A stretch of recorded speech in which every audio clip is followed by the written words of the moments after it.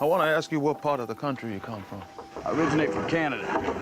I guess where that is. Oh, I know where Canada is. I've been there myself. Well, travel for a slave. Well, this film was incredible and incredibly profound as well, partly because it taught me something I didn't know about slavery. Did this film teach you anything about slavery you didn't know before? It taught me a lot about slavery that I didn't know before. I'd kind of assumed that I knew rather a lot about slavery, but what I didn't know was really, and strangely, it sort of seems like one of the most important things to know about slavery is how it felt from within inside the experience of being a slave. And I guess that's one of the things about Solomon Northup's book that is that makes it very kind of rare. And certainly as a film, I'd never seen a film like that before, where which just sort of discusses the experience from within the experience and all of the things that then means, and how much that kind of opens up. For example, I never thought or considered, I always thought of slavery as like one sort of amorphous thing.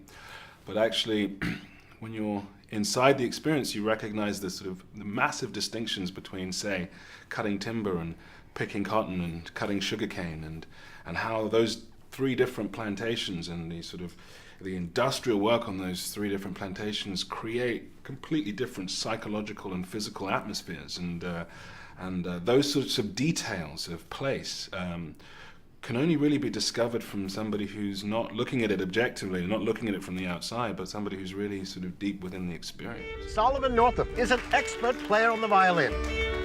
I was born a free man, lived with my family in New York. Be good for your mother. Until the day I was deceived. To Solomon. Kidnapped, sold into slavery. Some of the film is quite violent, obviously, quite horrific. Does your relationship with the other actors make that a great deal easier to film on set? I don't know if it has much to do with your one's personal relationship somehow with the other actors. I think it's I think as actors you trust each other and you want to kind of go to different places, and you are aware that everybody's very passionate about what they're trying to do. And it was fortunate in this film, though not necessarily necessary, that we all got on very well.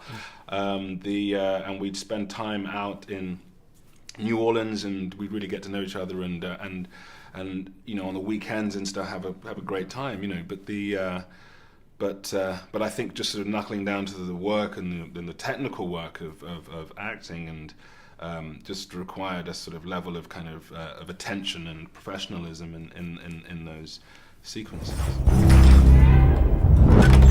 Well, boy, how you feel now? My name is Solomon Northup. I'm a free man, and you have no right whatsoever to detain me. You're no free man. You're nothing but a Georgia runaway. Steve McQueen had a lot of nice things to say about you a few moments ago, that you were always in his mind for the role from the word go, and he was incredibly impressed with your performance. What was it like working with him? Was he a meticulous director to get every aspect of and detail down to a T? Yeah, he was definitely somebody who wanted to explore every avenue and to explore every part of the story and every part of the sort of performance. And he is a director that allows actors, who creates an environment where actors can feel very free to explore and to express, and where there are kind of no mistakes and there's nothing to be kind of concerned about. You just need to be sort of engaged with it. And so he's very encouraging in that way and demanding in that way, and he really strives for, everybody wants to give 100%, I mean, why else would you do it? But it's great to have somebody who articulates that, and constantly articulates the need for that, and he's definitely somebody who does that, and I think it makes him an incredible director to work with. That's scripture.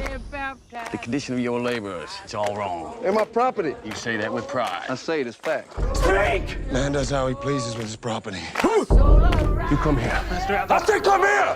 Was it important in a movie like this that you had superb actors such as Benedict Cumberbatch and Michael Fassbender playing roles that weren't simply evil people, but people who were committing horrendous things?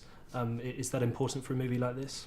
Well, yeah, I think so. I think that it's important that all the characters are kind of three-dimensional, that there aren't just sort of two-dimensional characters in this. And certainly what Solomon wrote in his book. He wrote these people because, in a way, especially Benedict, who plays Ford, and Michael Fassbender, who plays Epps, are two characters two people who Solomon got to know very well, and writes about them in incredible detail. And these are people who, through this period, learn about each other and understand each other, and who later on he talks about in this way. So to have actors who really embrace all of that and bring the kind of three-dimensional nature to the project is terrific. Well, I was a free man. I'm not a slave.